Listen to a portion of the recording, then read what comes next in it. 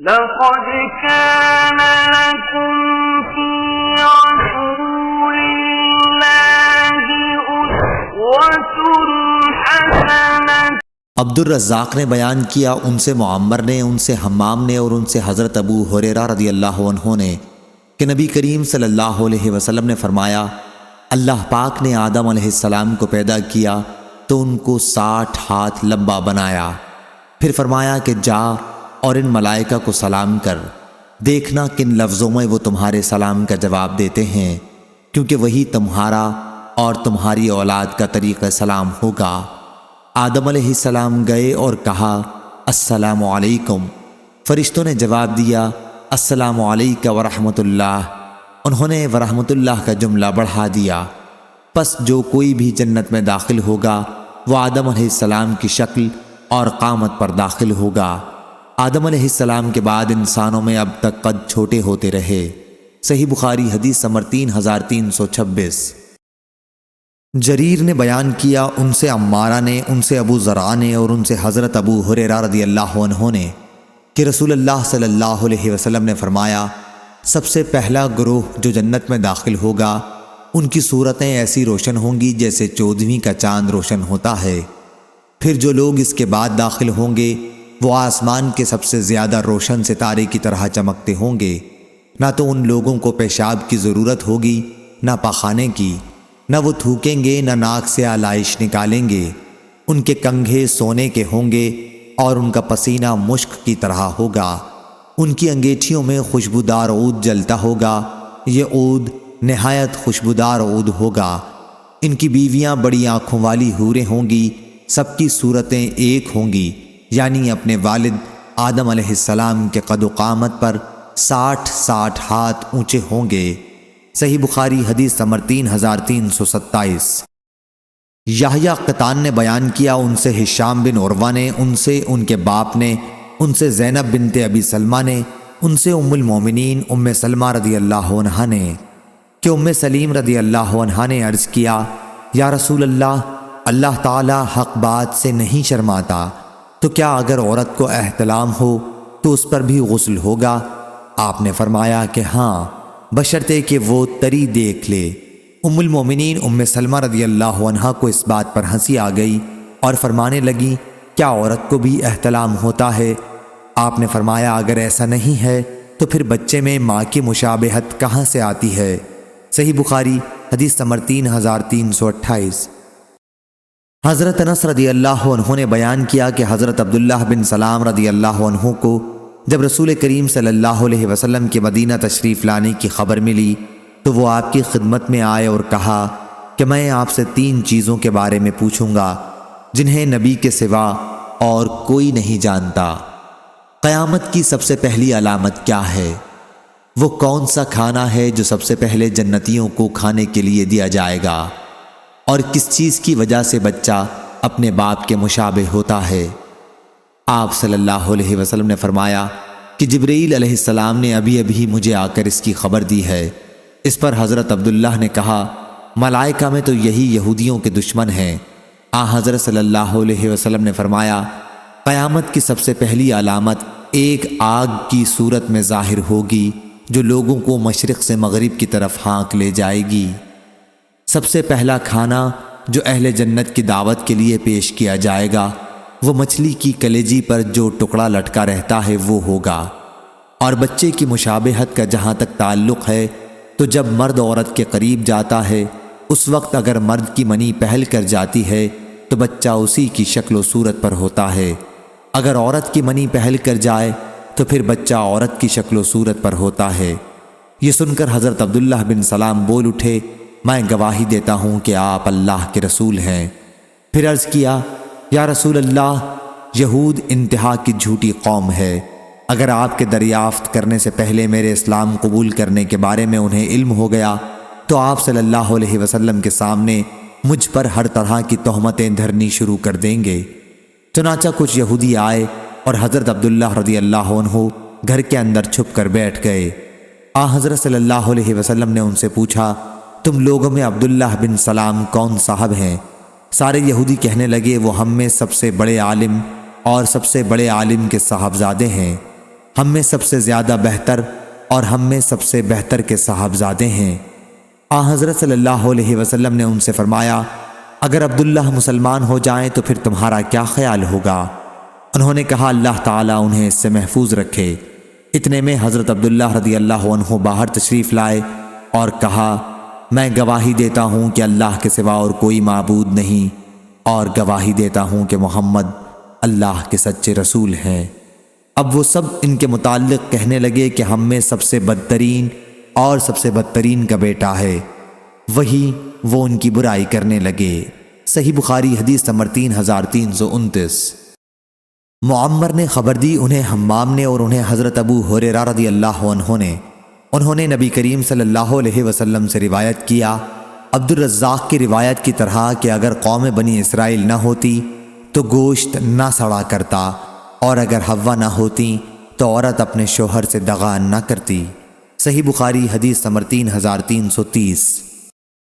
حسین بن علی نے بیان کیا، ان سے زائدہ نے، ان سے میسرہ اشجعی نے، ان سے ابو حازم نے اور ان سے ابو ہریرہ رضی اللہ عنہ نے بیان کیا کہ رسول اللہ صلی اللہ علیہ وسلم نے فرمایا، عورتوں کے بارے میں میری وصیت کا ہمیشہ خیال رکھنا، کیونکہ عورت پسلی سے پیدا کی گئی ہے، پسلی میں بھی سب سے زیادہ ٹیڑھا اوپر کا حصہ ہوتا ہے۔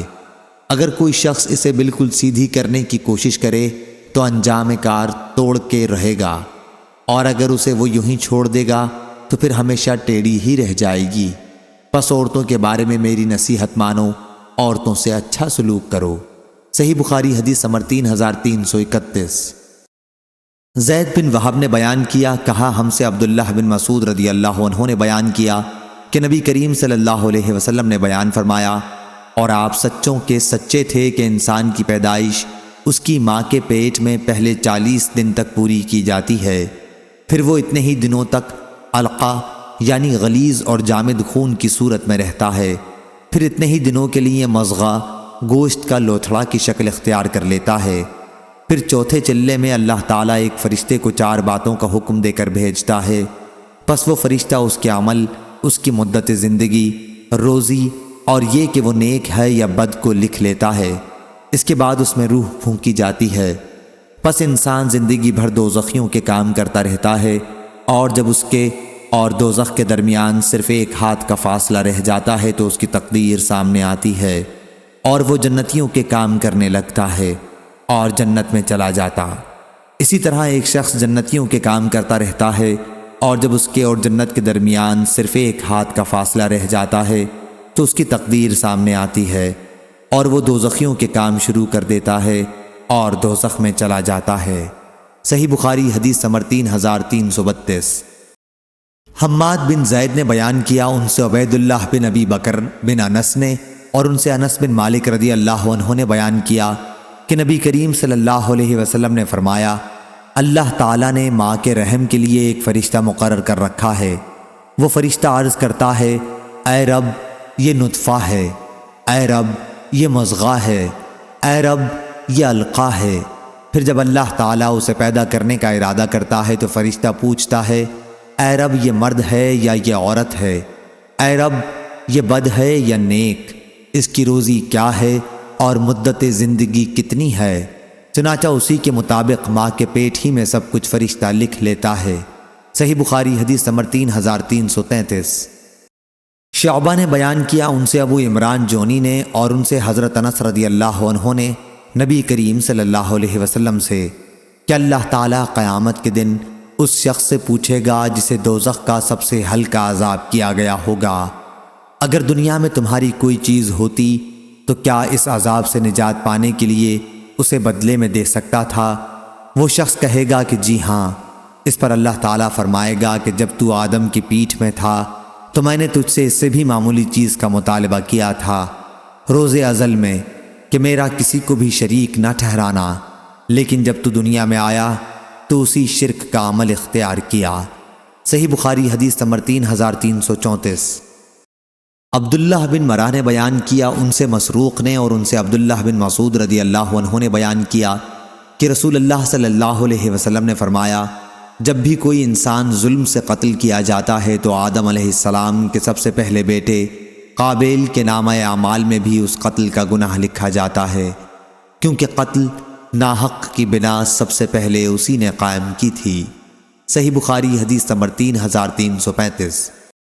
لیث بن سعد نے روایت کیا یحییٰ بن سعید انصاری سے، ان سے عمرہ نے اور ان سے حضرت عائشہ رضی اللہ عنہا نے بیان کیا کہ میں نے نبی کریم صلی اللہ علیہ وسلم سے سنا، آپ فرما رہے تھے کہ روحوں کے جھنڈ الگ الگ تھے، پھر وہاں جن روحوں میں آپس میں پہچان تھی ان میں یہاں بھی محبت ہوتی ہے، اور جو وہاں غیر تھیں یہاں بھی وہ خلاف رہتی ہیں۔ اور یحییٰ بن ایوب نے بھی اس حدیث کو روایت کیا، کہا مجھ سے یحییٰ بن سعید نے بیان کیا آخر تک۔ صحیح بخاری حدیث نمبر 3336۔ سالم نے بیان کیا اور ان سے عبداللہ بن عمر رضی اللہ عنہ نے بیان کیا کہ رسول اللہ صلی اللہ علیہ وسلم لوگوں میں خطبہ سنانے کھڑے ہوئے، پہلے اللہ تعالیٰ کی اس کی شان کے مطابق ثنا بیان کی، پھر دجال کا ذکر فرمایا اور فرمایا کہ میں تمہیں دجال کے فتنے سے ڈراتا ہوں، اور کوئی نبی ایسا نہیں گزرا جس نے اپنی قوم کو اس سے نہ ڈرایا ہو۔ نوح علیہ السلام نے بھی اپنی قوم کو اس سے ڈرایا تھا، لیکن میں تمہیں اس کے بارے میں ایک ایسی بات بتاتا ہوں جو کسی نبی نے بھی اپنی قوم کو نہیں بتائی تھی۔ تمہیں معلوم ہونا چاہیے کہ دجال کانا ہوگا اور اللہ تعالیٰ اس عیب سے پاک ہے۔ صحیح بخاری حدیث نمبر 3337۔ شیبان نے بیان کیا ان سے یحییٰ نے، ان سے ابو سلمہ نے، اور انہوں نے ابو ہریرہ رضی اللہ عنہ سے سنا، آپ نے بیان کیا کہ نبی کریم صلی اللہ علیہ وسلم نے فرمایا، کیوں نہ میں تمہیں دجال کے متعلق ایک ایسی بات بتا دوں جو کسی نبی نے اپنی قوم کو اب تک نہیں بتائی۔ وہ کانا ہوگا اور جنت اور جہنم جیسی چیز لائے گا، پس جسے وہ جنت کہے گا در حقیقت وہی دوزخ ہوگی، اور میں تمہیں اس کے فتنے سے اسی طرح ڈراتا ہوں جیسے نوح علیہ السلام نے اپنی قوم کو ڈرایا تھا۔ صحیح بخاری حدیث نمبر 3338۔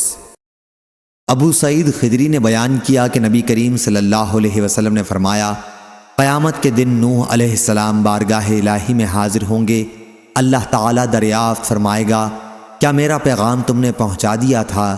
نوح علیہ السلام عرض کریں گے، میں نے تیرا پیغام پہنچا دیا تھا۔ اے رب العزت، اب اللہ تعالیٰ ان کی امت سے دریافت فرمائے گا، کیا نوح علیہ السلام نے تم تک میرا پیغام پہنچا دیا تھا؟ وہ جواب دیں گے، نہیں، ہمارے پاس تیرا کوئی نبی نہیں آیا۔ اس پر اللہ تعالیٰ نوح علیہ السلام سے دریافت فرمائے گا، اس کے لیے آپ کی طرف سے کوئی گواہی بھی دے سکتا ہے؟ وہ عرض کریں گے کہ محمد صلی اللہ علیہ وسلم اور ان کی امت کے لوگ میرے گواہ ہیں۔ چنانچہ ہم اس بات کی شہادت دیں گے کہ نوح علیہ السلام نے پیغام خداوندی اپنی قوم تک پہنچایا تھا، اور یہی مفہوم اللہ جل ذکرہ کے اس ارشاد کا ہے کہ اور اسی طرح ہم نے تمہیں امت وسط بنایا تاکہ تم لوگوں پر گواہی دو، اور وسط کے معنی درمیانی کے ہیں۔ صحیح بخاری حدیث نمبر 3339۔ ابو حیان یحییٰ بن سعید نے بیان کیا، ان سے ابو زرع نے اور ان سے ابو ہریرہ رضی اللہ عنہ نے بیان کیا کہ ہم نبی کریم صلی اللہ علیہ وسلم کے ساتھ ایک دعوت میں شریک تھے۔ آپ صلی اللہ علیہ وسلم کی خدمت میں دستی کا گوشت پیش کیا گیا جو آپ کو بہت مرغوب تھا۔ آپ نے اس دستی کی ہڈی کا گوشت دانتوں سے نکال کر کھایا، پھر فرمایا کہ میں قیامت کے دن لوگوں کا سردار ہوں گا۔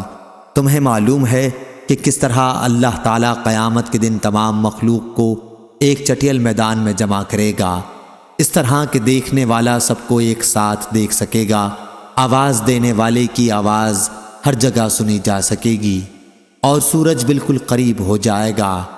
ایک شخص اپنے قریب کے دوسرے شخص سے کہے گا، دیکھتے نہیں کہ سب لوگ کیسی پریشانی میں مبتلا ہیں اور مصیبت کس حد تک پہنچ چکی ہے، کیوں نہ کسی ایسے شخص کی تلاش کی جائے جو اللہ پاک کی بارگاہ میں ہم سب کی شفاعت کے لیے جائے۔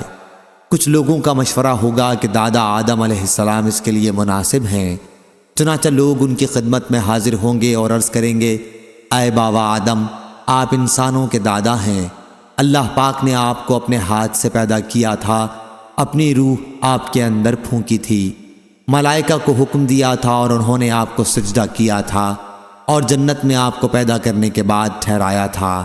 آپ اپنے رب کے حضور میں ہماری شفاعت کر دیں۔ آپ خود ملاحظہ فرما سکتے ہیں کہ ہم کس درجہ الجھن اور پریشانی میں مبتلا ہیں۔ وہ فرمائیں گے کہ گناہ گاروں پر اللہ تعالیٰ آج اس درجہ غضبناک ہے کہ کبھی اتنا غضبناک نہیں ہوا تھا اور نہ آئندہ کبھی ہوگا، اور مجھے پہلے ہی درخت جنت کے کھانے سے منع کر چکا تھا، لیکن میں اس فرمان کو بجا لانے میں کوتاہی کر گیا۔ آج تو مجھے اپنی ہی پڑی ہے، نفسا نفسی، تم لوگ کسی اور کے پاس جاؤ، ہاں نوح علیہ السلام کے پاس جاؤ۔ چنانچہ سب لوگ نوح علیہ السلام کی خدمت میں حاضر ہوں گے اور عرض کریں گے، اے نوح علیہ السلام، آپ آدم علیہ السلام کے بعد روئے زمین پر سب سے پہلے نبی ہیں، اور اللہ تعالیٰ نے آپ کو عبد الشکور کہہ کر پکارا ہے۔ آپ ملاحظہ فرما سکتے ہیں کہ آج ہم کیسی مصیبت و پریشانی میں مبتلا ہیں۔ آپ اپنے رب کے حضور میں ہماری شفاعت کر دیجئے۔ وہ بھی یہی جواب دیں گے کہ میرا رب آج اس درجہ غضبناک ہے کہ اس سے پہلے کبھی ایسا غضبناک نہیں ہوا تھا اور نہ کبھی اس کے بعد اتنا غضبناک ہوگا۔ آج تو مجھے خود اپنی ہی فکر ہے، نفسا نفسی، تم نبی کریم صلی اللہ علیہ وسلم کی خدمت میں جاؤ۔ چنانچہ وہ لوگ میرے پاس آئیں گے، میں ان کی شفاعت کے لیے عرش کے نیچے سجدے میں گر پڑوں گا۔ پھر آواز آئے گی، اے محمد سر اٹھاؤ اور شفاعت کرو، تمہاری شفاعت قبول کی جائے گی، مانگو تمہیں دیا جائے گا۔ محمد بن عبید اللہ نے بیان کیا کہ ساری حدیث میں یاد نہ رکھ سکا۔ صحیح بخاری حدیث نمبر 3340۔ ابو احمد نے خبر دی، انہیں سفیان نے، انہیں ابو اسحاق نے، انہیں اسود بن یزید نے، اور انہیں عبداللہ بن مسعود رضی اللہ عنہ نے کہ نبی کریم صلی اللہ علیہ وسلم نے آیت فحل میں مدکر مشہور قرأت کے مطابق ادغام کے ساتھ تلاوت فرمائی تھی۔ صحیح بخاری حدیث نمبر 3341۔ عبداللہ نے خبر دی، انہیں یونس نے خبر دی، اور انہیں زہری نے دوسری سند، اور ہم سے احمد بن صالح نے بیان کیا، کہا ہم سے عنبسہ نے، ان سے یونس نے، ان سے ابن شہاب نے بیان کیا، اور ان سے انس رضی اللہ عنہ نے بیان کیا کہ ابو ذر رضی اللہ عنہ بیان کرتے تھے کہ نبی کریم صلی اللہ علیہ وسلم نے فرمایا، میرے گھر کی چھت کھولی گئی، میرا قیام ان دنوں مکے میں تھا، پھر جبریل علیہ السلام اترے اور میرا سینہ چاک کیا اور اسے زمزم کے پانی سے دھویا، اس کے بعد سونے کا ایک تشت لائے جو حکمت اور ایمان سے لبریز تھا، اسے میرے سینے میں اونڈیل دیا، پھر میرا ہاتھ پکڑ کر آسمان کی طرف لے کر چلے۔ جب آسمان دنیا پر پہنچے تو جبریل علیہ السلام نے آسمان کے داروغہ سے کہا کہ دروازہ کھولو۔ پوچھا کہ کون صاحب ہیں؟ انہوں نے جواب دیا کہ میں جبریل۔ پھر پوچھا کہ آپ کے ساتھ کوئی اور بھی ہے؟ جواب دیا کہ میرے ساتھ محمد صلی اللہ علیہ وسلم ہیں۔ پوچھا کہ انہیں لانے کے لیے آپ کو بھیجا گیا تھا؟ جواب دیا کہ ہاں۔ اب دروازہ کھلا۔ جب ہم آسمان پر پہنچے تو وہاں ایک بزرگ سے ملاقات ہوئی، کچھ انسانی روحیں ان کے دائیں طرف تھیں اور کچھ بائیں طرف۔ جب وہ دائیں طرف دیکھتے تو ہنس دیتے اور جب بائیں طرف دیکھتے تو رو پڑتے۔ انہوں نے کہا خوش آمدید، نیک نبی، نیک بیٹے۔ میں نے پوچھا جبریل یہ صاحب کون بزرگ ہیں؟ تو انہوں نے بتایا کہ یہ آدم علیہ السلام ہیں، اور یہ انسانی روحیں ان کے دائیں اور بائیں طرف تھیں، ان کی اولاد بنی آدم کی روحیں تھیں۔ ان کے جو دائیں طرف تھیں وہ جنتی تھیں اور جو بائیں طرف تھیں وہ دوزخی تھیں، اس لیے جب وہ دائیں طرف دیکھتے تو مسکراتے اور جب بائیں طرف دیکھتے تو روتے تھے۔ پھر جبریل علیہ السلام مجھے اوپر لے کر چڑھے اور دوسرے آسمان پر آئے۔ اس آسمان کے داروغہ سے بھی انہوں نے کہا کہ دروازہ کھولو۔ انہوں نے بھی اسی طرح کے سوالات کیے جو پہلے آسمان پر ہو چکے تھے۔ پھر دروازہ کھولا۔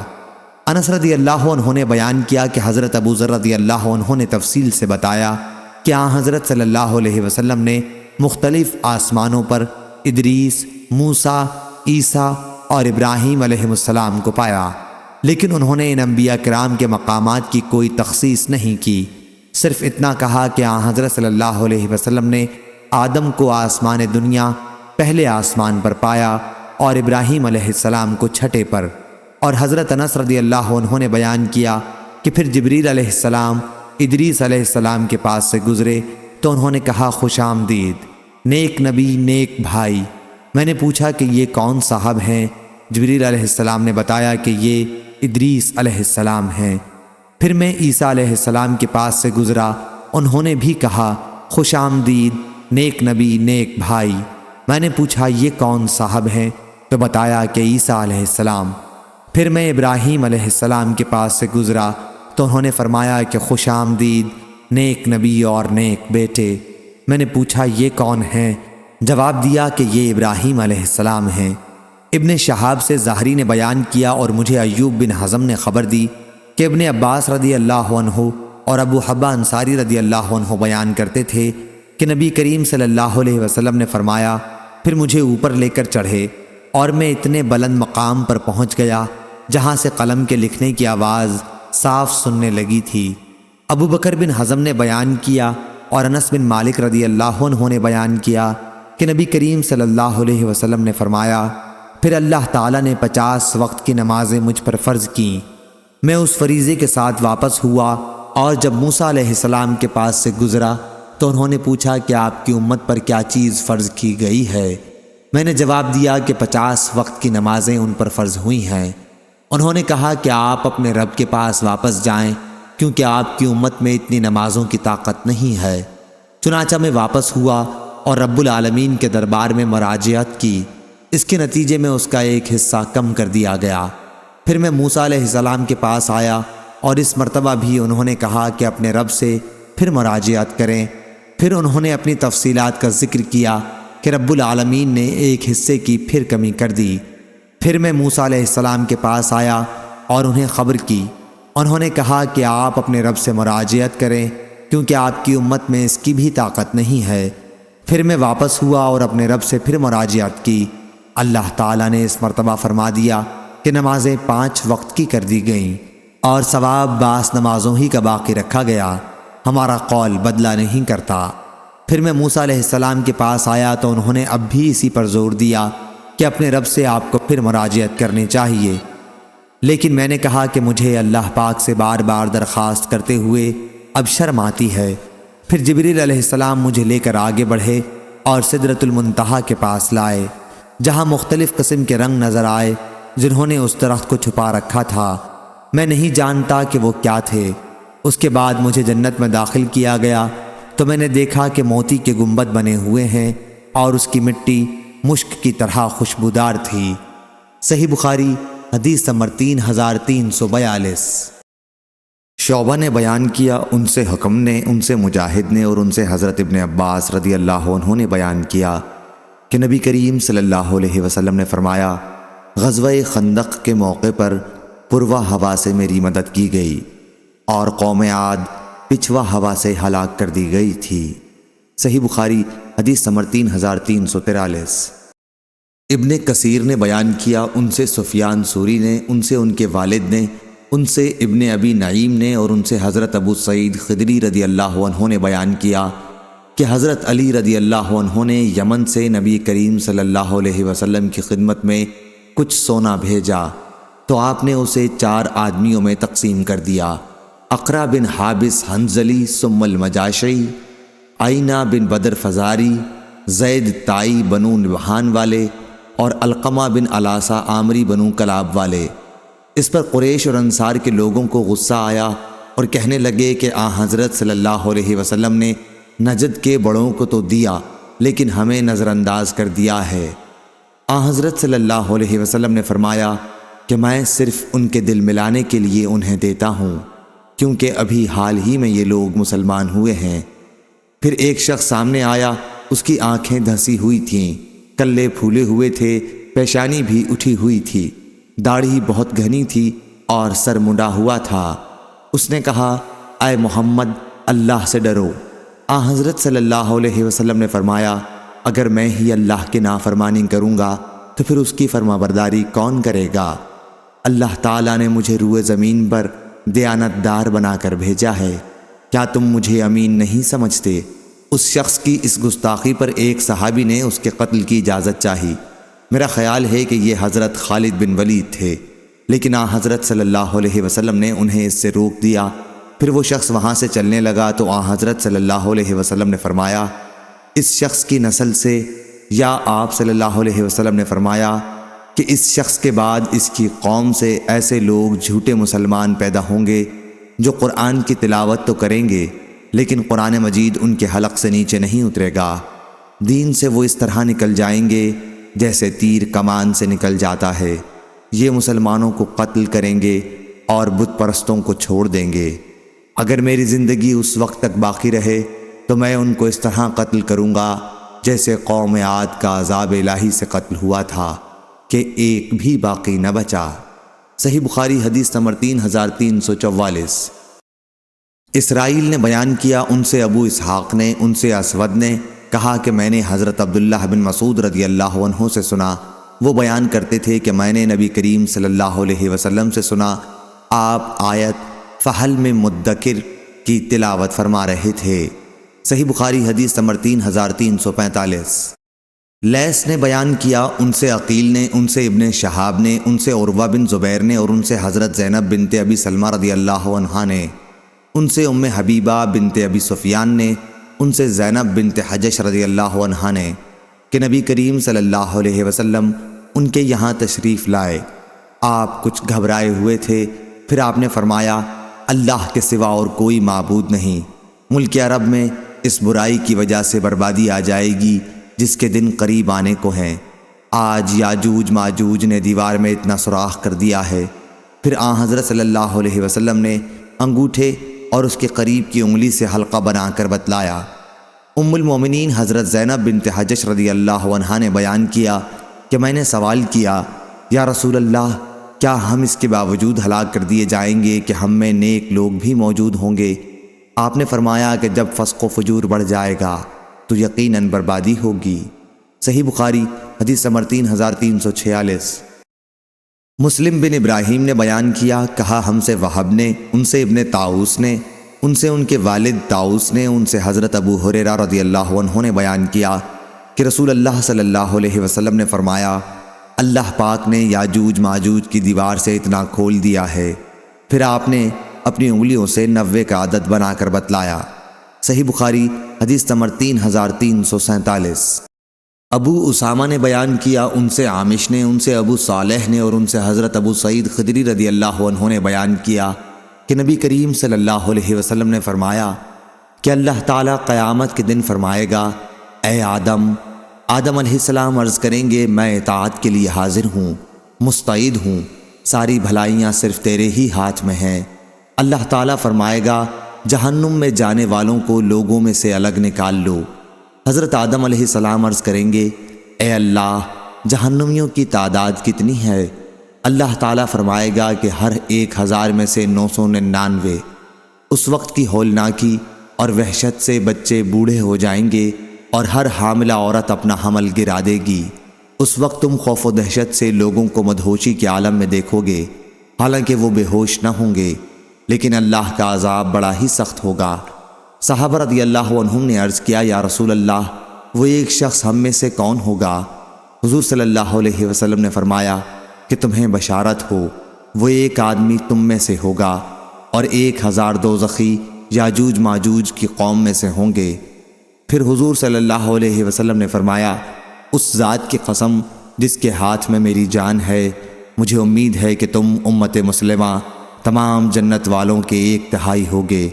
پھر ہم نے اللہ اکبر کہا تو آپ نے فرمایا کہ مجھے امید ہے تم تمام جنت والوں کے آدھے ہوگے۔ پھر ہم نے اللہ اکبر کہا، پھر آپ نے فرمایا کہ محشر میں تم لوگ تمام انسانوں کے مقابلے میں اتنے ہوگے جتنے کسی سفید بیل کے جسم پر ایک سیاہ بال، یا جتنے کسی سیاہ بال کے جسم پر ایک سفید بال ہوتا ہے۔ صحیح بخاری حدیث نمبر 3348۔ مغیرہ بن نعمان نے بیان کیا، کہا کہ مجھ سے سعید بن جبیر نے بیان کیا اور ان سے ابن عباس رضی اللہ عنہ نے کہ نبی کریم صلی اللہ علیہ وسلم نے فرمایا، تم لوگ حشر میں ننگے پاؤں، ننگے جسم اور بن ختنہ اٹھائے جاؤ گے۔ پھر آپ نے اس آیت کی تلاوت کی کہ جیسا کہ ہم نے پیدا کیا تھا پہلی مرتبہ، ہم ایسے ہی لوٹائیں گے۔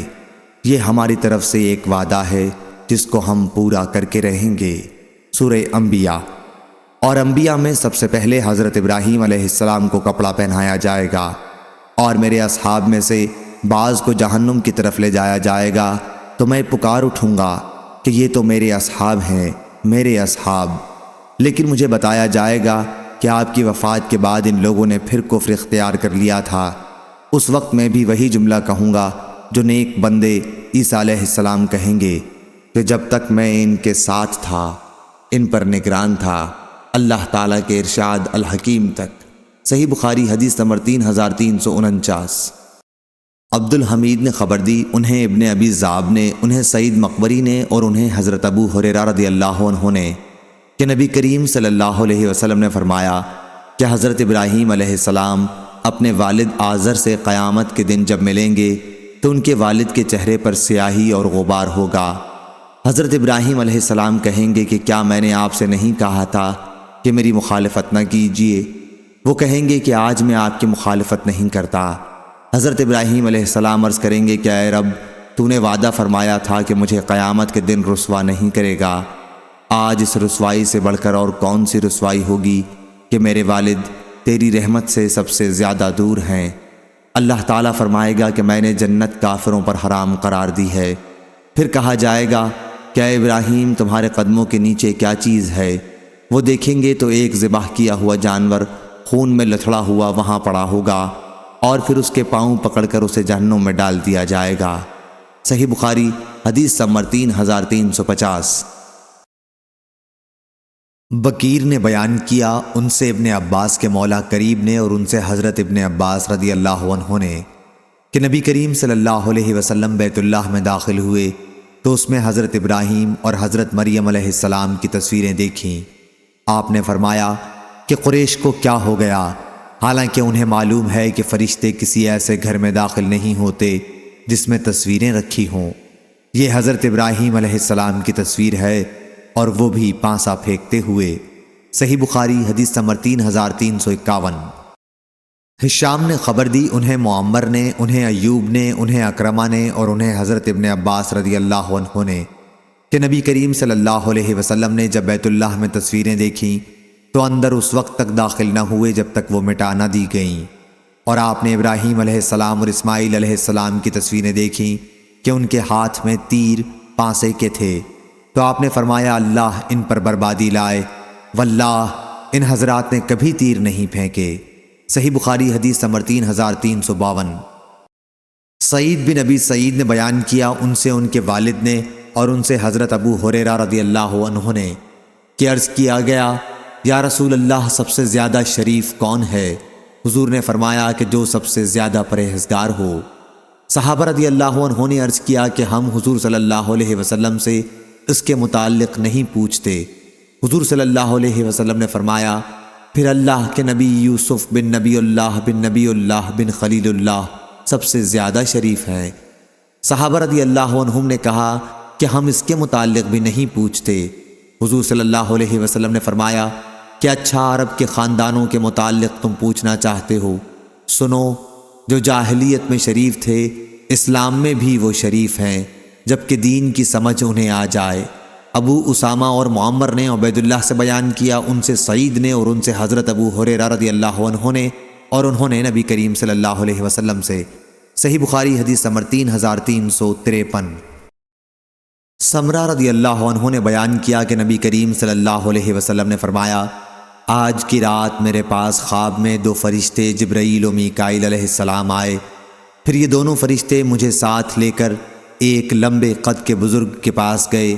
وہ اتنے لمبے تھے کہ ان کا سر میں نہیں دیکھ پاتا تھا، اور یہ حضرت ابراہیم علیہ السلام تھے۔ صحیح بخاری حدیث نمبر 3354۔ نظر نے بیان کیا، کہا ہم کو ابن عون نے خبر دی، انہیں مجاہد نے اور انہوں نے حضرت ابن عباس رضی اللہ عنہ سے سنا، آپ کے سامنے لوگ دجال کا تذکرہ کر رہے تھے کہ اس کی پیشانی پر لکھا ہوا ہوگا کافر، یا یوں لکھا ہوا ہوگا کاف فے رے۔ حضرت ابن عباس رضی اللہ عنہ نے کہا کہ حضرت صلی اللہ علیہ وسلم سے میں نے یہ حدیث نہیں سنی تھی، البتہ آپ نے ایک مرتبہ یہ حدیث بیان فرمائی کہ ابراہیم علیہ السلام کی شکل و وضع معلوم کرنے کے لیے تم اپنے صاحب کو دیکھ سکتے ہو، اور حضرت موسیٰ علیہ السلام کا بدن گٹھا ہوا گندم گول ایک سرخ اونٹ پر سوار تھے جس کی نکیل کھجور کی چھال کی تھی، جیسے میں انہیں اس وقت بھی دیکھ رہا ہوں کہ وہ اللہ کی بڑائی بیان کرتے وادی میں اتر رہے ہیں۔ صحیح بخاری حدیث نمبر 3355۔ عبد الرحمن القرشی نے بیان کیا، ان سے ابو زناد نے، ان سے عیرج نے اور ان سے حضرت ابو ہریرہ رضی اللہ عنہ نے بیان کیا کہ نبی کریم صلی اللہ علیہ وسلم نے فرمایا، حضرت ابراہیم علیہ السلام نے 80 سال کی عمر میں بسولے سے ختنہ کیا۔ صحیح بخاری حدیث نمبر 3356۔ جریر بن حازم نے خبر دی، انہیں ایوب سختیانی نے، انہیں محمد بن سیرین نے اور ان سے حضرت ابو ہریرہ رضی اللہ عنہ نے بیان کیا کہ رسول اللہ صلی اللہ علیہ وسلم نے فرمایا، ابراہیم علیہ السلام نے توریہ 3 مرتبہ کے سوا اور کبھی نہیں کیا۔ صحیح بخاری حدیث نمبر 3357۔ حماد بن زید نے بیان کیا، ان سے ایوب نے، ان سے محمد نے اور ان سے ابو ہریرہ رضی اللہ عنہ نے بیان کیا کہ ابراہیم علیہ السلام نے 3 مرتبہ جھوٹ بولا تھا، تو ان میں سے خالص اللہ عز و جل کی رضا کے لیے تھے۔ ایک تو ان کا فرمانا بطور توریہ کے کہ میں بیمار ہوں، اور دوسرا ان کا یہ فرمانا کہ بلکہ یہ کام تو ان کے بڑے بت نے کیا ہے، اور بیان کیا کہ ایک مرتبہ ابراہیم اور سارہ علیہ السلام ایک ظالم بادشاہ کی حدود سلطنت سے گزر رہے تھے۔ بادشاہ کو خبر ملی کہ یہاں ایک شخص آیا ہوا ہے اور اس کے ساتھ دنیا کی ایک خوبصورت ترین عورت ہے۔ بادشاہ نے ابراہیم علیہ السلام کے پاس اپنا آدمی بھیج کر انہیں بلوایا اور حضرت سارہ کے متعلق پوچھا کہ یہ کون ہے۔ حضرت ابراہیم علیہ السلام نے فرمایا کہ یہ میری بہن ہے۔ پھر آپ سارہ کے پاس آئے اور فرمایا کہ اے سارہ، یہاں میرے اور تمہارے سوا اور کوئی بھی مومن نہیں ہے۔ اور اس بادشاہ نے مجھ سے پوچھا تو میں نے اس سے کہہ دیا کہ تم میری دینی اعتبار سے بہن ہو، اس لیے اب تم کوئی ایسی بات نہ کہنا جس سے میں جھوٹا بنوں۔ پھر اس ظالم نے حضرت سارہ کو بلوایا، اور جب وہ اس کے پاس گئیں تو اس نے ان کی طرف ہاتھ بڑھانا چاہا، لیکن فوراً ہی پکڑ لیا گیا۔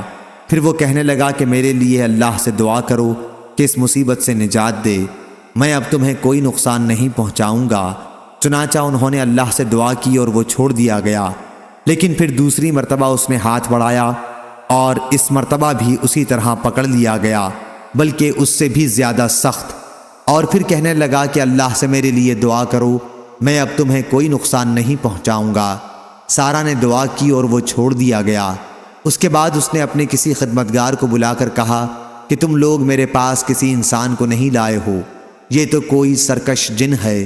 جاتے ہوئے سارہ کے لیے اس نے ہاجرہ کو خدمت کے لیے دیا۔ جب سارہ آئیں تو ابراہیم علیہ السلام کھڑے نماز پڑھ رہے تھے۔ آپ نے ہاتھ کے اشارے سے ان کا حال پوچھا۔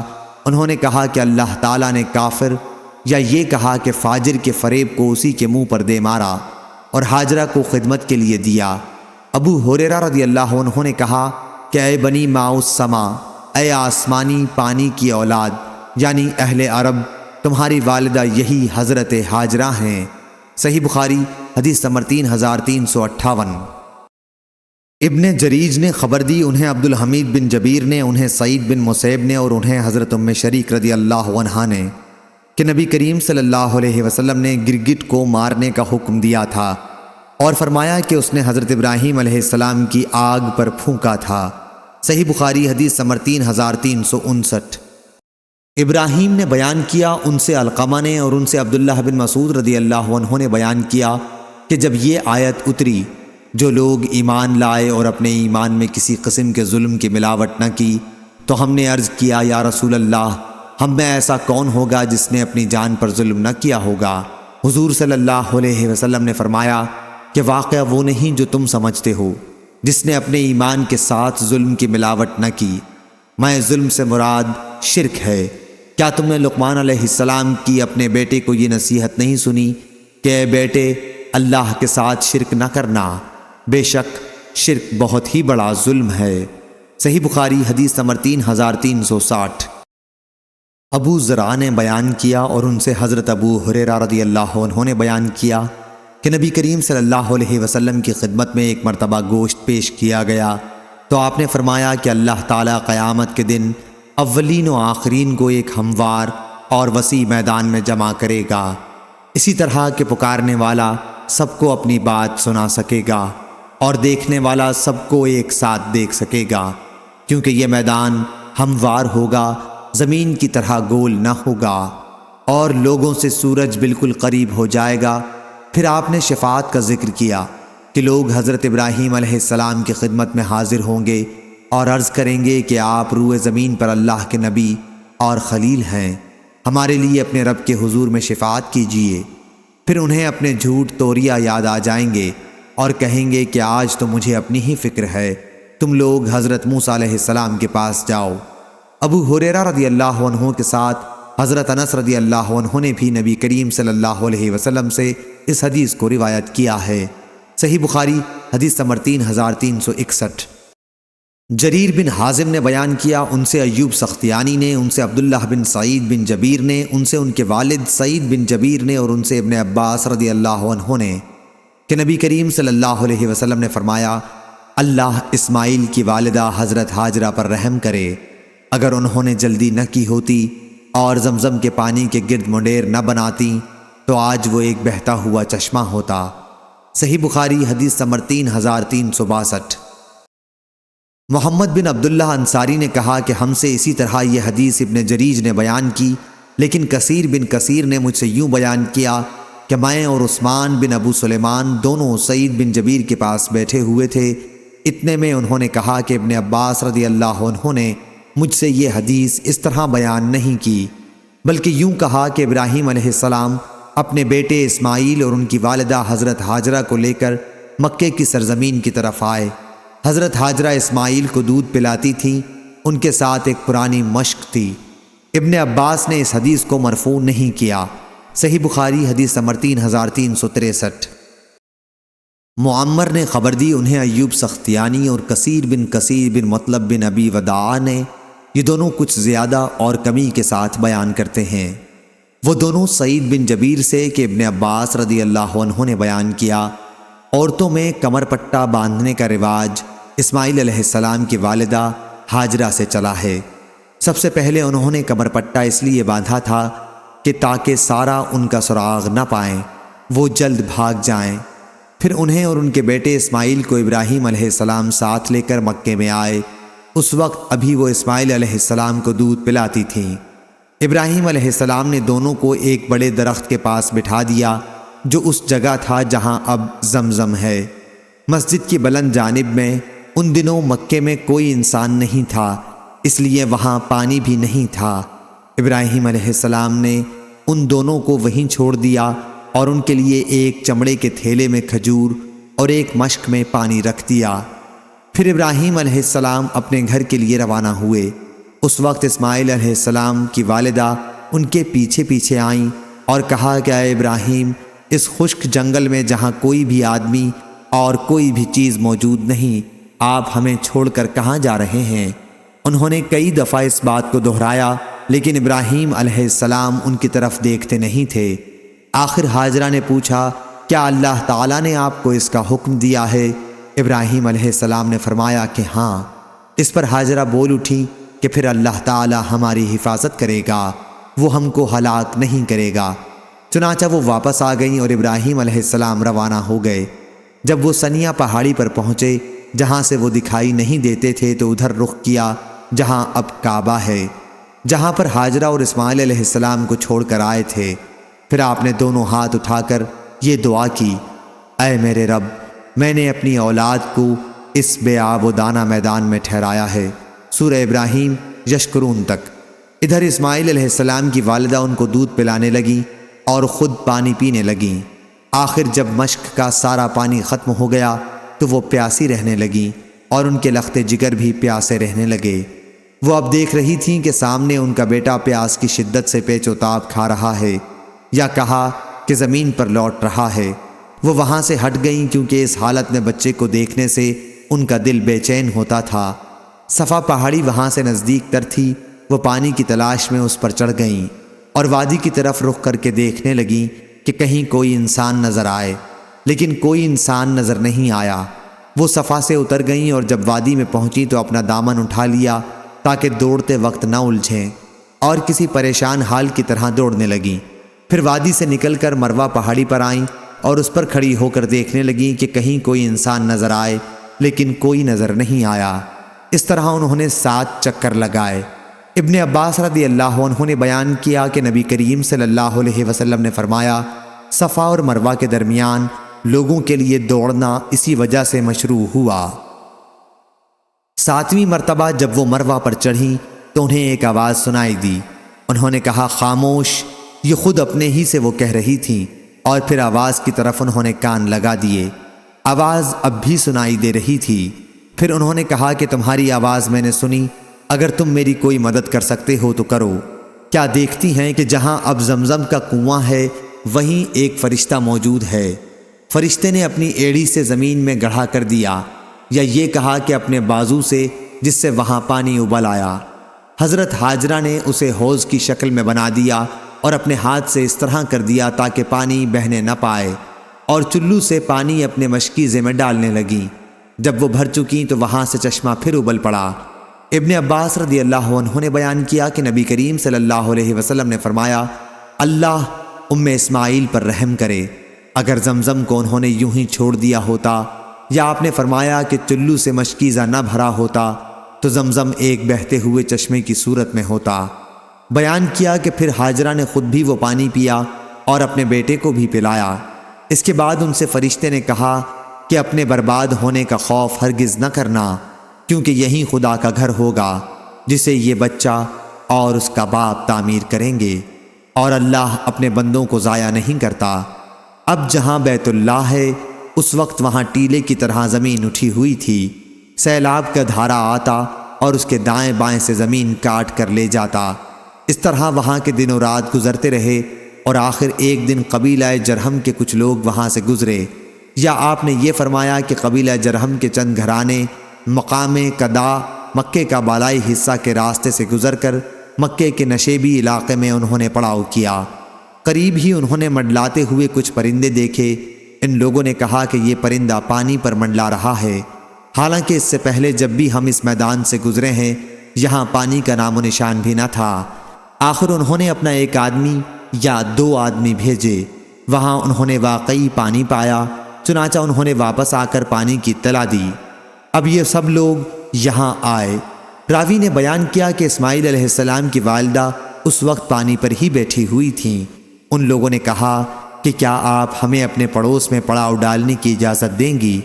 ہاجرہ نے فرمایا کہ ہاں، لیکن اس شرط کے ساتھ کہ پانی پر تمہارا کوئی حق نہیں ہوگا۔ انہوں نے اسے تسلیم کر لیا۔ ابن عباس رضی اللہ عنہ نے بیان کیا کہ نبی کریم صلی اللہ علیہ وسلم نے فرمایا، اب اسماعیل کو پڑوسی مل گئے۔ انسانوں کی موجودگی ان کے لیے دل جمعی کا باعث ہوئی۔ ان لوگوں نے خود بھی یہاں قیام کیا اور اپنے قبیلے کے دوسرے لوگوں کو بھی بلوا لیا، اور وہ سب لوگ بھی یہیں آ کر ٹھہر گئے۔ اس طرح یہاں ان کے کئی گھرانے آ کر آباد ہو گئے، اور بچہ اسماعیل علیہ السلام جرہم کے بچوں میں جوان ہوا اور ان سے عربی سیکھ لی۔ جوانی میں اسماعیل علیہ السلام ایسے خوبصورت تھے کہ آپ پر سب کی نظریں اٹھتی تھیں، اور سب سے زیادہ آپ بھلے لگتے تھے۔ چنانچہ جرہم والوں نے آپ کی اپنے قبیلے میں ایک لڑکی سے شادی کر دی۔ پھر اسماعیل علیہ السلام کی والدہ ہاجرہ کا انتقال ہو گیا۔ اسماعیل علیہ السلام کی شادی کے بعد ابراہیم علیہ السلام یہاں اپنے چھوڑے ہوئے خاندان کو دیکھنے آئے۔ اسماعیل علیہ السلام گھر پر نہیں تھے، اس لیے آپ نے ان کی بیوی سے اسماعیل علیہ السلام کے متعلق پوچھا۔ انہوں نے بتایا کہ روزی کی تلاش میں کہیں گئے ہیں۔ پھر آپ نے ان سے ان کی معاش وغیرہ کے متعلق پوچھا تو انہوں نے کہا کہ حالت اچھی نہیں ہے، بڑی تنگی سے گزر اوقات ہوتی ہے۔ اس طرح انہوں نے شکایت کی۔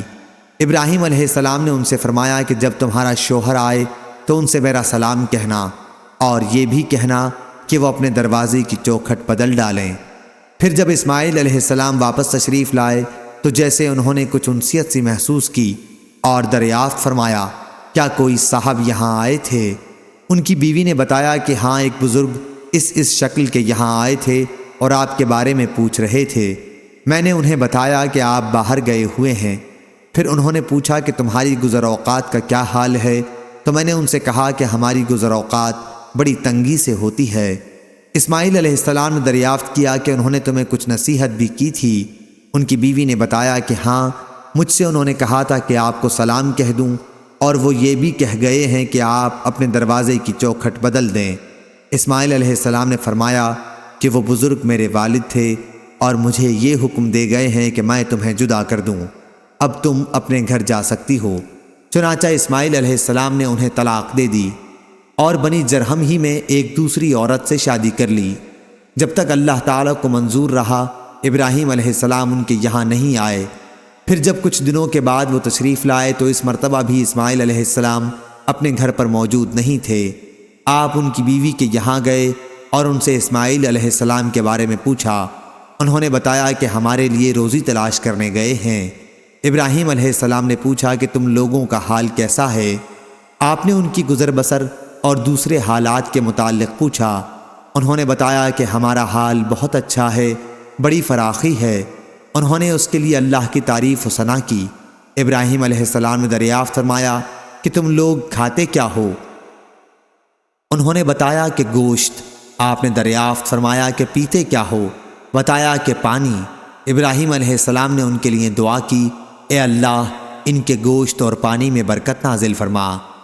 حضرت صلی اللہ علیہ وسلم نے فرمایا کہ ان دنوں انہیں اناج میسر نہیں تھا، اگر اناج بھی ان کے کھانے میں شامل ہوتا تو ضرور آپ اس میں بھی برکت کی دعا کرتے۔ صرف گوشت اور پانی کی خوراک میں ہمیشہ گزارا کرنا مکے کے سوا اور کسی زمین پر بھی موافق نہیں پڑتا۔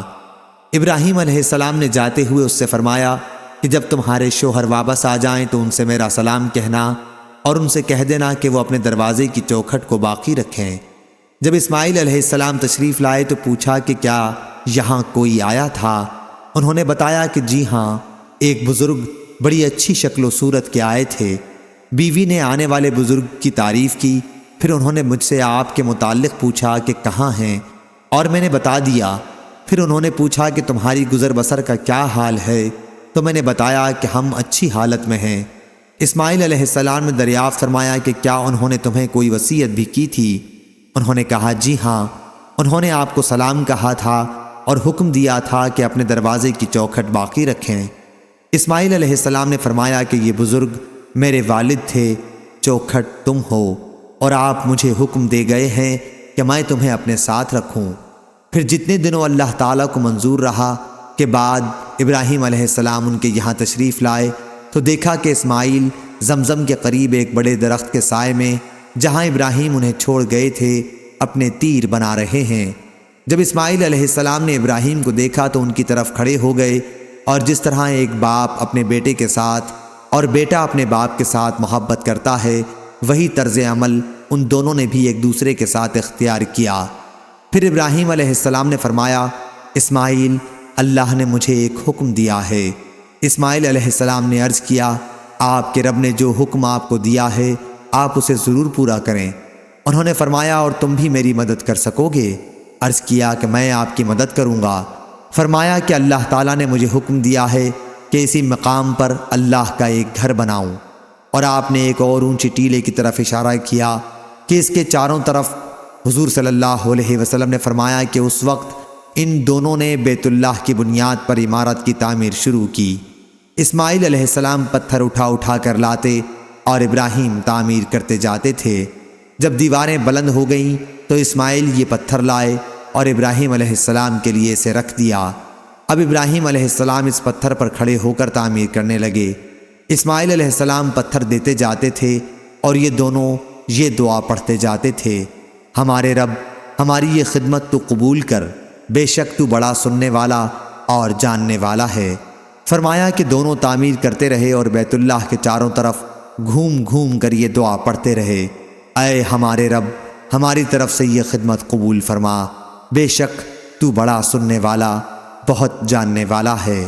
صحیح بخاری حدیث نمبر 3364۔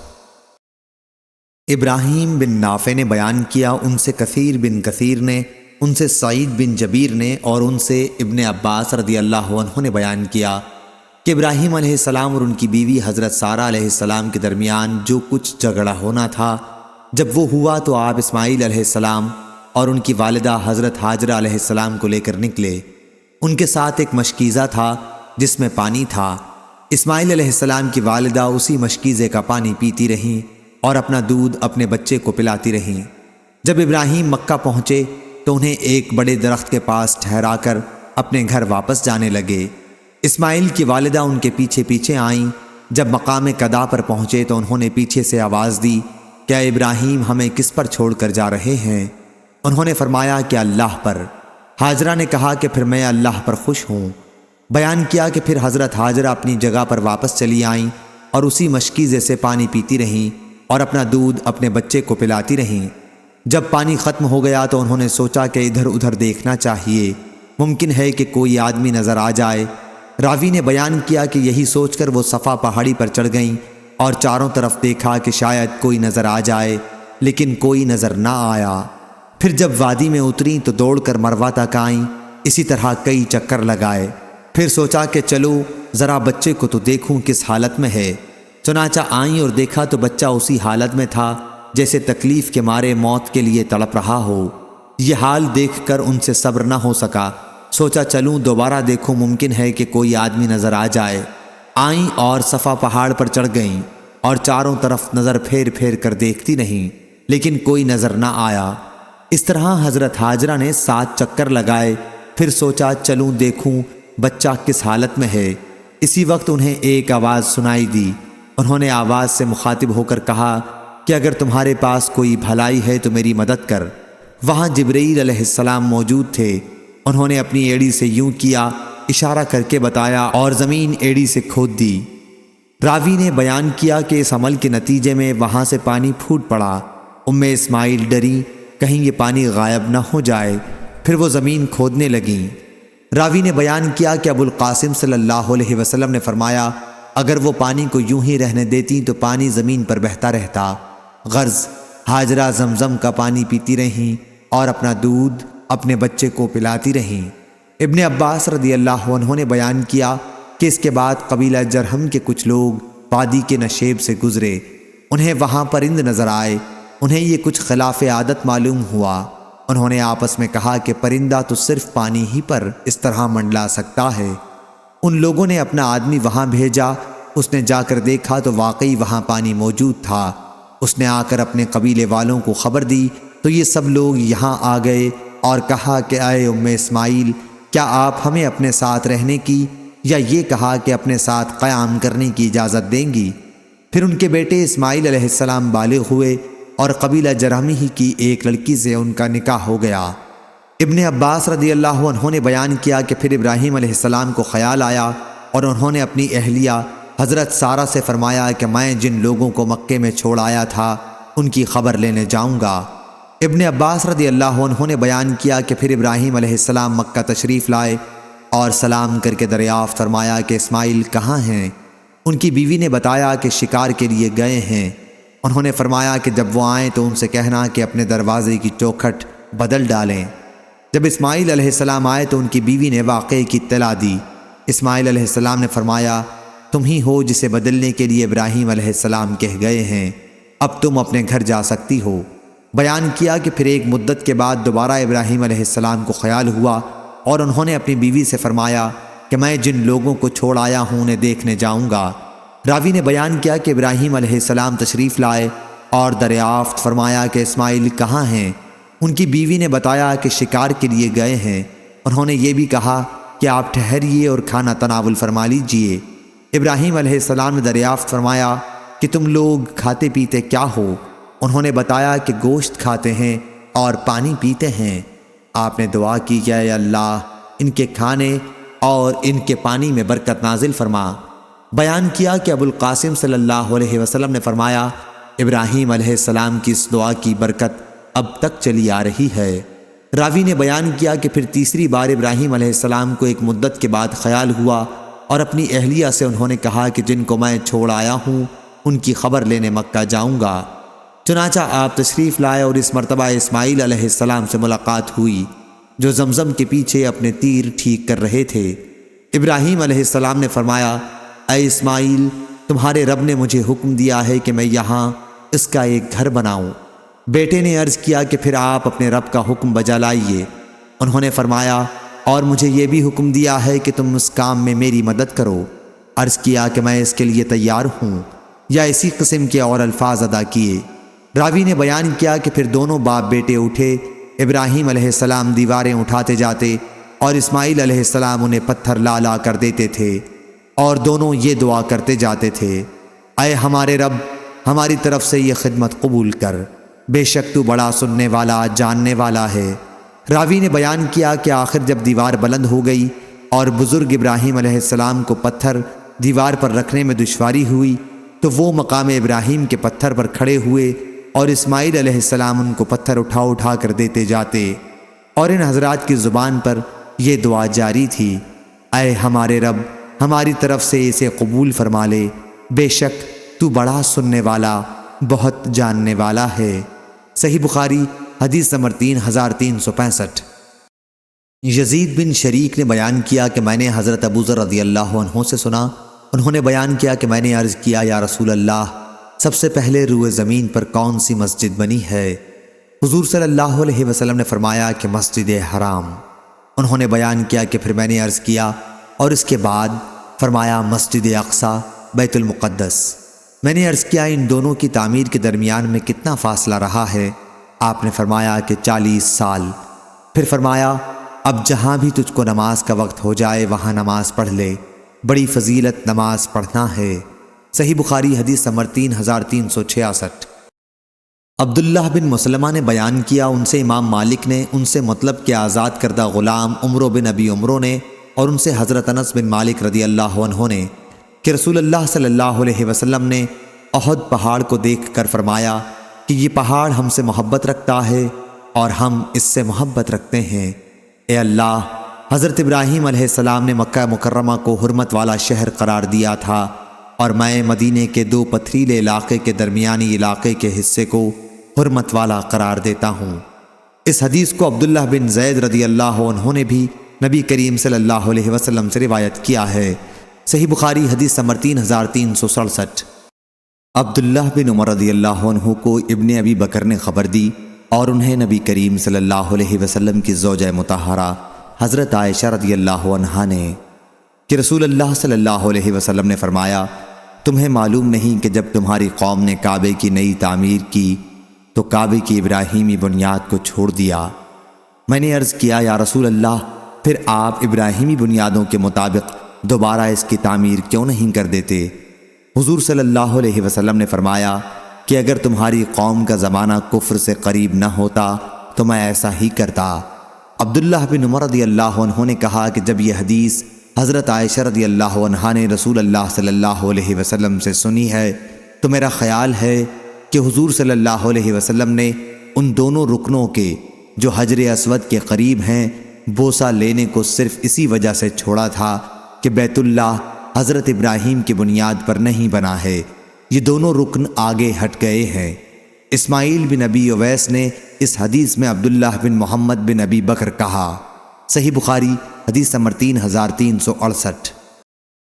مالک بن انس نے خبر دی، انہیں عبداللہ بن ابی بکر بن محمد بن عمرو بن حزم نے، انہیں ان کے والد نے، انہیں عمرو بن سلیم زرقی نے، انہوں نے کہا کہ مجھ کو ابو حمید سعدی رضی اللہ عنہ نے خبر دی کہ صحابہ رضی اللہ عنہم نے عرض کیا، یا رسول اللہ، ہم آپ پر کس طرح درود بھیجا کریں؟ تو رسول اللہ صلی اللہ علیہ وسلم نے فرمایا کہ یوں کہا کرو، اے اللہ، رحمت نازل فرما محمد پر اور ان کی بیویوں پر اور ان کی اولاد پر، جیسا کہ تو نے رحمت نازل فرمائی آل ابراہیم پر، اور اپنی برکت نازل فرما محمد پر اور ان کی بیویوں اور اولاد پر، جیسا کہ تو نے برکت نازل فرمائی آل ابراہیم پر، بے شک تو انتہائی خوبیوں والا اور عظمت والا ہے۔ صحیح بخاری حدیث نمبر 3369۔ ابو قرہ مسلم بن سالم ہمدانی نے بیان کیا، انہوں نے کہا کہ مجھ سے عبداللہ بن عیسیٰ نے بیان کیا، انہوں نے عبد الرحمن بن ابی لیلہ سے سنا، انہوں نے بیان کیا کہ ایک مرتبہ کعب بن عجرہ رضی اللہ عنہ سے میری ملاقات ہوئی تو انہوں نے کہا کیوں نہ میں تمہیں حدیث کا ایک تحفہ پہنچا دوں جو میں نے رسول اللہ صلی اللہ علیہ وسلم سے سنا تھا۔ میں نے عرض کیا، جی ہاں، مجھے یہ تحفہ ضرور عنایت فرمائیے۔ انہوں نے بیان کیا کہ ہم نے حضرت صلی اللہ علیہ وسلم سے پوچھا تھا، یا رسول اللہ، ہم آپ پر اور آپ کے اہل بیت پر کس طرح درود بھیجا کریں؟ اللہ تعالیٰ نے سلام بھیجنے کا طریقہ تو ہمیں خود ہی سکھا دیا ہے۔ حضور صلی اللہ علیہ وسلم نے فرمایا کہ یوں کہا کرو، اے اللہ، اپنی رحمت نازل فرما محمد صلی اللہ علیہ وسلم پر اور آل محمد پر، جیسا کہ تو نے اپنی رحمت نازل فرمائی ابراہیم پر اور آل ابراہیم علیہ السلام پر، بے شک تو بڑی خوبیوں والا اور بزرگی والا ہے۔ اے اللہ برکت نازل فرما محمد پر اور آل محمد پر، جیسا کہ تو نے برکت نازل فرمائی ابراہیم پر اور آل ابراہیم پر، بے شک تو بڑی خوبیوں والا اور بڑی عظمت والا ہے۔ صحیح بخاری حدیث نمبر 3370۔ جریر نے بیان کیا، ان سے منصور نے، ان سے منہال نے، ان سے سعید بن جبیر نے اور ان سے ابن عباس رضی اللہ عنہ نے بیان کیا کہ نبی کریم صلی اللہ علیہ وسلم حضرت حسن و حسین رضی اللہ عنہما کے لیے پناہ طلب کیا کرتے تھے اور فرماتے تھے کہ تمہارے بزرگ دادا ابراہیم علیہ السلام بھی ان کلمات کے ذریعے اللہ کی پناہ اسماعیل اور اسحاق علیہ السلام کے لیے مانگا کرتے تھے۔ میں پناہ مانگتا ہوں اللہ کے پورے کلمات کے ذریعے ہر ایک شیطان سے اور ہر زہریلے جانور سے اور ہر نقصان پہنچانے والی نظر بد سے۔ صحیح بخاری حدیث نمبر 3371۔ یونس نے خبر دی، انہیں ابن شہاب نے، انہیں ابو سلمہ بن عبد الرحمن اور سعید بن مسیب نے، انہیں حضرت ابو ہریرہ رضی اللہ عنہ نے کہ رسول اللہ صلی اللہ علیہ وسلم نے فرمایا، ہم حضرت ابراہیم علیہ السلام کے مقابلے میں شک کرنے کے زیادہ مستحق ہیں، جبکہ انہوں نے کہا تھا کہ میرے رب مجھے دکھا کہ تو مردوں کو کس طرح زندہ کرتا ہے۔ اللہ تعالیٰ نے فرمایا، کیا تم ایمان نہیں لائے؟ انہوں نے عرض کیا کہ کیوں نہیں، لیکن یہ صرف اس لیے تاکہ میرے دل کو اور زیادہ اطمینان ہو جائے اور اللہ لوط علیہ السلام پر رحم کرے کہ وہ زبردست رکن یعنی اللہ کریم کی پناہ لیتے تھے، اور اگر میں اتنی مدت تک قید خانے میں رہتا جتنی مدت تک یوسف علیہ السلام رہے تو میں بلانے والے کی بات ضرور مان لیتا۔ صحیح بخاری حدیث نمبر 3372۔ سلمہ بن اکو رضی اللہ عنہ نے بیان کیا کہ نبی کریم صلی اللہ علیہ وسلم قبیلہ اسلم کی ایک جماعت سے گزرے جو تیر اندازی میں مقابلہ کر رہی تھی۔ حضور صلی اللہ علیہ وسلم نے فرمایا، اے بنو اسماعیل تیر اندازی کیے جاؤ، کیونکہ تمہارے بزرگ دادا بھی تیر انداز تھے اور میں بنو فلاں کے ساتھ ہوں۔ راوی نے بیان کیا کہ یہ سنتے ہی دوسرے فریق نے تیر اندازی بند کر دی۔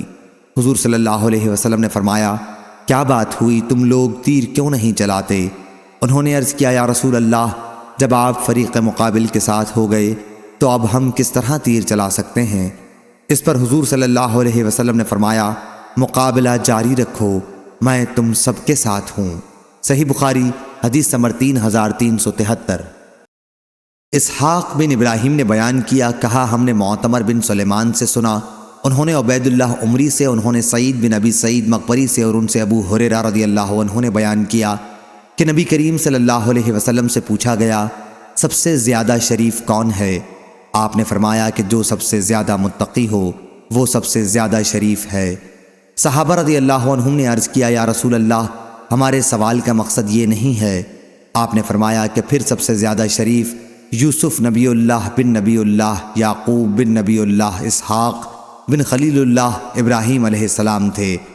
صحابہ رضی اللہ عنہم نے عرض کیا، ہمارے سوال کا مقصد یہ بھی نہیں ہے۔ آپ نے فرمایا کہ کیا تم لوگ عرب کے شرفاء کے بارے میں پوچھنا چاہتے ہو؟ صحابہ رضی اللہ عنہم نے عرض کیا کہ جی ہاں۔ آپ نے فرمایا کہ پھر جاہلیت میں جو لوگ شریف اور اچھے عادات و اخلاق کے تھے وہ اسلام لانے کے بعد بھی شریف اور اچھے سمجھے جائیں گے، جبکہ وہ دین کی سمجھ بھی حاصل کریں۔ صحیح بخاری حدیث نمبر 3374۔ ابو زناد نے بیان کیا، ان سے اعرج نے اور ان سے حضرت ابو ہریرہ رضی اللہ عنہ نے کہ نبی کریم صلی اللہ علیہ وسلم نے فرمایا، اللہ تعالی حضرت لوط علیہ السلام کی مغفرت فرمائے، وہ زبردست رکن یعنی اللہ کی پناہ میں گئے تھے۔ صحیح بخاری حدیث نمبر 3375۔ سفیان نے بیان کیا، ان سے ابو اسحاق نے، ان سے اسود نے اور ان سے حضرت عبداللہ بن مسعود رضی اللہ عنہ نے بیان کیا کہ نبی کریم صلی اللہ علیہ وسلم نے فحل میں مدکر پڑھا تھا۔ صحیح بخاری حدیث نمبر 3376۔ ہشام بن عروہ نے بیان کیا، ان سے ان کے والد نے اور ان سے عبداللہ بن زمعہ نے بیان کیا کہ میں نے نبی کریم صلی اللہ علیہ وسلم سے سنا، خطبے کے دوران آپ نے اس قوم کا ذکر کیا جنہوں نے اونٹنی کو ذبح کر دیا تھا۔ آپ نے فرمایا کہ خدا کی قسم، بھیجی ہوئی اس اونٹنی کو ذبح کرنے والا قوم کا ایک بہت ہی باعزت آدمی قیدار نامی تھا، جیسے ہمارے زمانے میں ابو زمعہ اسود بن مطلب ہے۔ صحیح بخاری حدیث نمبر 3377۔ سلیمان نے بیان کیا، ان سے عبداللہ بن دینار نے اور ان سے حضرت عبداللہ بن عمر رضی اللہ عنہ نے بیان کیا کہ رسول اللہ صلی اللہ علیہ وسلم نے جب حجر سمود کی بستی میں غزوہ تبوک کے لیے جاتے ہوئے پڑاؤ کیا تو آپ نے صحابہ رضی اللہ عنہم کو حکم فرمایا کہ یہاں کے کنوؤں کا پانی نہ پینا اور نہ اپنے برتنوں میں ساتھ لینا۔ صحابہ رضی اللہ عنہم نے عرض کیا کہ ہم نے تو اس سے اپنا آٹا بھی گوندھ لیا ہے اور پانی اپنے برتنوں میں بھی رکھ لیا ہے۔ حضور صلی اللہ علیہ وسلم نے انہیں حکم دیا کہ گندا ہوا آٹا پھینک دیا جائے۔ ابو ذر رضی اللہ عنہ نے نبی کریم صلی اللہ علیہ وسلم سے نقل کیا ہے کہ جس نے آٹا اس پانی سے گوندھ لیا ہو وہ اسے پھینک دے۔ صحیح بخاری حدیث نمبر 3378۔ انس بن عیاض نے بیان کیا، ان سے عبید اللہ نے، ان سے نافع نے اور انہیں عبداللہ بن عمر رضی اللہ عنہ نے خبر دی کہ صحابہ رضی اللہ عنہم نے نبی کریم صلی اللہ علیہ وسلم کے ساتھ سمود کی بستی حجر میں پڑاؤ کیا تو وہاں کے کنوؤں کا پانی اپنے برتنوں میں بھر لیا اور آٹا بھی اس پانی سے گوندھ لیا، لیکن حضور صلی اللہ علیہ وسلم نے انہیں حکم دیا کہ جو پانی انہوں نے اپنے برتنوں میں بھر لیا ہے اسے اونڈیل دیں اور گندا ہوا آٹا جانوروں کو کھلا دیں۔ اس کے بجائے حضور صلی اللہ علیہ وسلم نے انہیں یہ حکم دیا کہ اس کنویں سے پانی لیں جس سے صالح علیہ السلام کی اونٹنی پانی پیا کرتی تھی۔ صحیح بخاری حدیث نمبر 3379۔ سالم بن عبداللہ نے خبر دی اور انہیں ان کے والد عبداللہ رضی اللہ عنہ نے کہ نبی کریم صلی اللہ علیہ وسلم جب مقام حجر سے گزرے تو فرمایا کہ ان لوگوں کی بستی میں جنہوں نے ظلم کیا تھا نہ داخل ہو، لیکن اس صورت میں کہ تم روتے ہوئے ہو، کہیں ایسا نہ ہو کہ تم پر بھی وہی عذاب آ جائے جو ان پر آیا تھا۔ پھر آپ نے اپنی چادر چہرہ مبارک پر ڈال لی، آپ اس وقت کجاوے پر تشریف رکھتے تھے۔ صحیح بخاری حدیث نمبر 3380۔ وہب نے بیان کیا، ان سے ان کے والد نے بیان کیا، انہوں نے یونس سے سنا، انہوں نے زہری سے، انہوں نے سالم سے اور ان سے حضرت ابن عمر رضی اللہ عنہ نے بیان کیا کہ نبی کریم صلی اللہ علیہ وسلم نے فرمایا کہ جب تمہیں ان لوگوں کی بستی سے گزرنا پڑے جنہوں نے اپنی جانوں پر ظلم کیا تھا تو روتے ہوئے گزرو، کہیں تمہیں بھی وہ عذاب آ نہ پکڑے جس میں یہ ظالم لوگ گرفتار کیے گئے تھے۔ صحیح بخاری حدیث نمبر 3381۔ عبد الرحمن بن عبداللہ نے بیان کیا، ان سے ان کے والد نے اور ان سے حضرت عبداللہ بن عمر رضی اللہ عنہ نے بیان کیا کہ نبی کریم صلی اللہ علیہ وسلم نے فرمایا، شریف بن شریف بن شریف بن شریف یوسف بن یعقوب بن اسحاق بن ابراہیم علیہ السلام تھے۔ صحیح بخاری حدیث نمبر 3382۔ سعید بن ابی سعید نے خبر دی اور انہیں حضرت ابو ہریرہ رضی اللہ عنہ نے کہ نبی صلی اللہ علیہ وسلم سے پوچھا گیا کہ سب سے زیادہ شریف آدمی کون ہے؟ آپ نے فرمایا جو اللہ کا خوف سب سے زیادہ رکھتا ہو۔ صحابہ رضی اللہ عنہم نے عرض کیا کہ ہمارے سوال کا مقصد یہ نہیں ہے۔ آپ نے فرمایا کہ پھر سب سے زیادہ شریف اللہ کے نبی یوسف بن نبی اللہ بن خلیل اللہ ہیں۔ صحابہ رضی اللہ عنہم نے عرض کیا کہ ہمارے سوال کا مقصد یہ بھی نہیں ہے۔ آپ نے فرمایا کہ اچھا تم لوگ عرب کے خانوادوں کے بارے میں پوچھنا چاہتے ہو، دیکھو لوگوں کی مثال کانوں کی سی ہے، کسی کان میں سے اچھا مال نکلتا ہے، کسی میں سے برا۔ جو لوگ تم میں سے زمانہ جاہلیت میں شریف اور بہتر اخلاق کے تھے وہی اسلام کے بعد بھی اچھے اور شریف ہیں، بشرطے کہ وہ دین کی سمجھ حاصل کریں۔ صحیح بخاری حدیث نمبر 3383۔ سعد بن ابراہیم نے بیان کیا، انہوں نے عروہ بن زبیر سے سنا اور انہوں نے حضرت عائشہ رضی اللہ عنہا سے کہ نبی کریم صلی اللہ علیہ وسلم نے مرض الموت میں ان سے فرمایا، ابو بکر سے کہو کہ لوگوں کو نماز پڑھائیں۔ عائشہ رضی اللہ عنہا نے عرض کیا کہ وہ بہت نرم دل ہیں، آپ کی جگہ جب کھڑے ہوں گے تو ان پر رقت طاری ہو جائے گی۔ حضور صلی اللہ علیہ وسلم نے انہیں دوبارہ یہی حکم دیا، لیکن انہوں نے بھی دوبارہ یہی عذر بیان کیا۔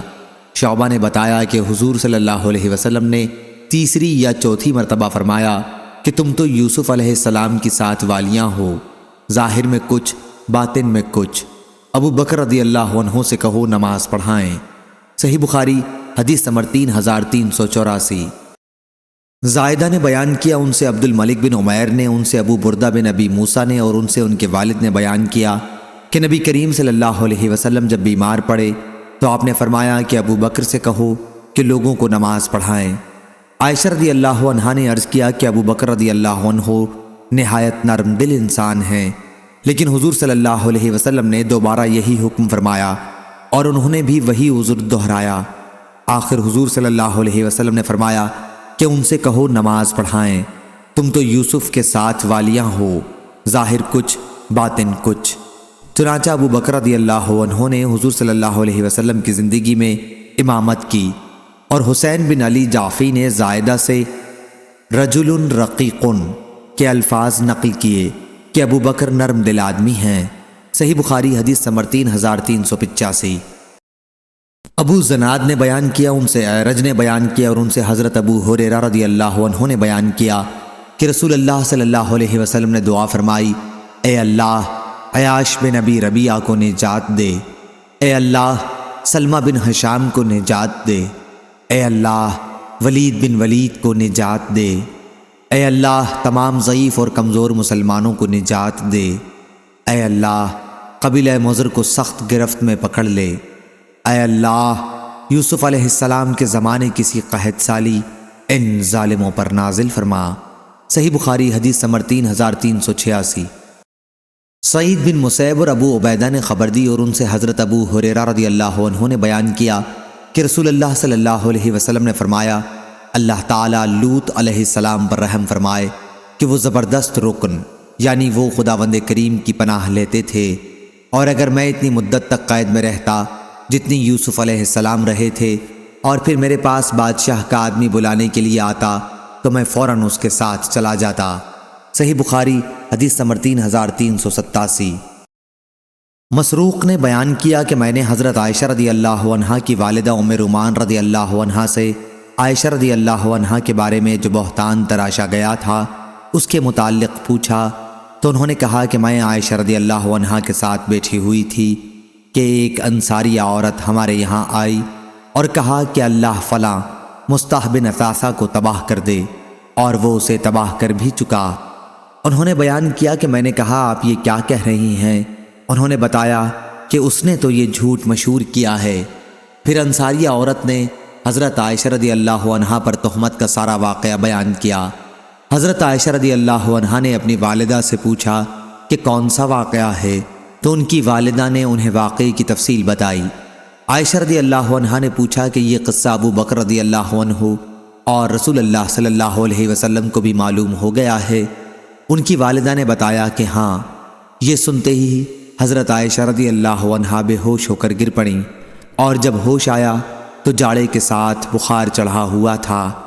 پھر نبی کریم صلی اللہ علیہ وسلم تشریف لائے اور دریافت فرمایا کہ انہیں کیا ہوا؟ میں نے کہا کہ ایک بات ان سے ایسی کہی گئی تھی اور اسی کے صدمے سے ان کو بخار آ گیا ہے۔ پھر حضرت عائشہ رضی اللہ عنہا اٹھ کر بیٹھ گئیں اور کہا، اللہ کی قسم اگر میں قسم کھاؤں جب بھی آپ لوگ میری بات نہیں مان سکتے، اور اگر کوئی عذر بیان کروں تو اسے بھی تسلیم نہیں کر سکتے، بس میری اور آپ لوگوں کی مثال یعقوب علیہ السلام اور ان کے بیٹوں کی سی ہے کہ انہوں نے اپنے بیٹوں کی من گھڑت کہانی سن کر فرمایا تھا کہ جو کچھ تم کہہ رہے ہو میں اس پر اللہ ہی کی مدد چاہتا ہوں۔ اس کے بعد حضرت صلی اللہ علیہ وسلم واپس تشریف لے گئے اور اللہ تعالیٰ کو جو کچھ منظور تھا وہ نازل فرمایا۔ جب حضرت صلی اللہ علیہ وسلم نے اس کی خبر عائشہ رضی اللہ عنہا کو دی تو انہوں نے کہا کہ اس کے لیے میں صرف اللہ کا شکر ادا کرتی ہوں، کسی اور کا نہیں۔ صحیح بخاری حدیث نمبر 3388۔ عروہ نے خبر دی کہ انہوں نے نبی کریم صلی اللہ علیہ وسلم کی زوجہ مطہرہ عائشہ رضی اللہ عنہا سے آیت کے متعلق پوچھا، حتیٰ اذا استیأس الرسل وظنوا انہم قد کذبوا، تشدید کے ساتھ ہے یا کذبوا بغیر تشدید کے، یعنی یہاں تک کہ جب انبیاء نا امید ہو گئے اور انہیں خیال گزرنے لگا کہ انہیں جھٹلا دیا گیا تو اللہ کی مدد پہنچی، تو انہوں نے کہا کہ یہ تشدید کے ساتھ ہے، اور مطلب یہ ہے کہ ان کی قوم نے انہیں جھٹلایا تھا۔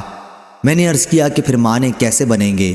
پیغمبروں کو یقین تھا ہی کہ ان کی قوم انہیں جھٹلا رہی ہے، پھر قرآن میں لفظ ظن، گمان اور خیال کے معنی میں استعمال کیوں کیا گیا؟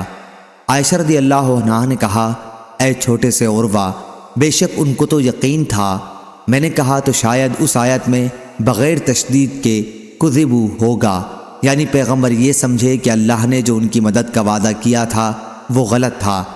عائشہ رضی اللہ عنہا نے فرمایا، معاذ اللہ، انبیاء اپنے رب کے ساتھ بھلا ایسا گمان کر سکتے ہیں؟ عائشہ رضی اللہ عنہا نے کہا، مراد یہ ہے کہ پیغمبروں کے تابعدار لوگ جو اپنے مالک پر ایمان لائے تھے اور پیغمبروں کی تصدیق کی تھی، ان پر جب مدت تک خدا کی آزمائش رہی اور مدد آنے میں دیر ہوئی اور پیغمبر لوگ اپنی قوم کے جھٹلانے والوں سے نا امید ہو گئے، سمجھے کہ اب وہ ایمان نہیں لائیں گے، اور انہوں نے یہ گمان کیا کہ جو لوگ ان کے تابعدار بنے ہیں وہ بھی ان کو جھوٹا سمجھنے لگیں گے، اس وقت اللہ کی مدد آن پہنچی۔ ابو عبداللہ امام بخاری نے کہا کہ استیاسو فتعلو کے وزن پر جو یأست منہ سے نکلا ہے، ایمن یوسف، سورہ یوسف کی آیت کا ایک جملہ ہے، یعنی زلیخا یوسف سے نا امید ہو گئی۔ لا تئسو من روح اللہ، سورہ یوسف آیت نمبر 87، یعنی اللہ سے امید رکھو، نا امید نہ ہو۔ صحیح بخاری حدیث نمبر 3389۔ عبد الرحمن نے بیان کیا، ان سے ان کے والد عبداللہ بن دینار نے بیان کیا، اور ان سے عبداللہ بن عمر رضی اللہ عنہ نے بیان کیا کہ نبی کریم صلی اللہ علیہ وسلم نے فرمایا، شریف بن شریف بن شریف بن شریف یوسف بن یعقوب بن اسحاق بن ابراہیم علیہ السلام ہیں۔ صحیح بخاری حدیث نمبر 3390۔